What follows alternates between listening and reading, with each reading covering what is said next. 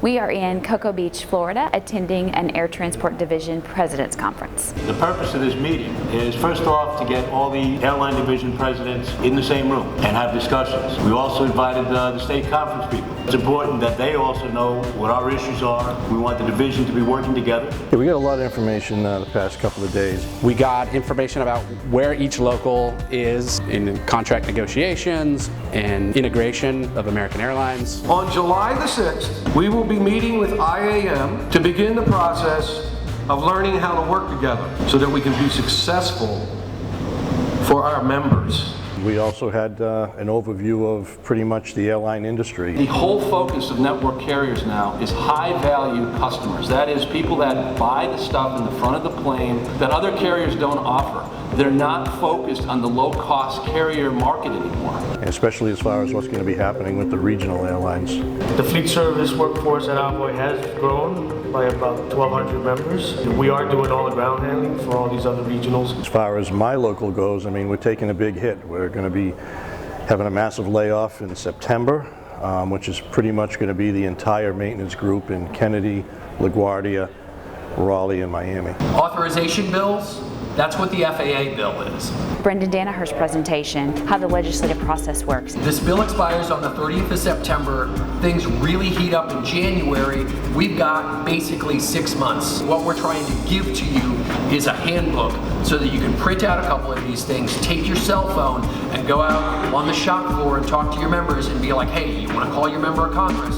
Here's a phone, here's a script. We found out a lot of things that some of the locals do and some of the classifications they represent that, I didn't even know about. Local 527 is the youngest of the service contract locals. We have approximately 550 members at 3 military installations and 1 municipality. Kings Bay Naval Submarine Base is a nuclear submarine base. We are basically the municipality of Kings Bay.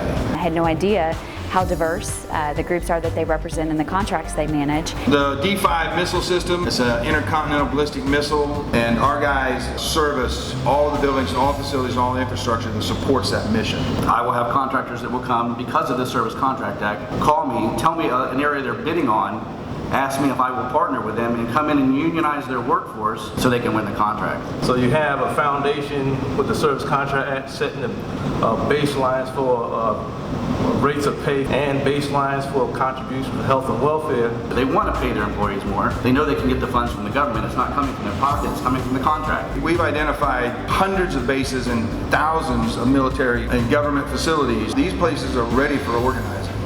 We need you to rethink everything you know about contract negotiations and mobilization of members, to talk about how we're going to do an internal organizing drive to prepare our members for participating in their union. I am hoping that we are very near the end of our contract negotiations with Southwest Airlines management, but the idea of having a strategic bargaining campaign is something really interesting, really fascinating. We plan to let the corporations know that we are a voice to be reckoned with. We'll continue to build out the communications department, to continue to build out whatever professional services we need for the National Union to serve you all. The new strategies that we do have planned are very outside the box. They're cutting edge. It has to be aggressive. It's a lot of great ideas. So we can engage our own members to help us secure the contracts that our members need.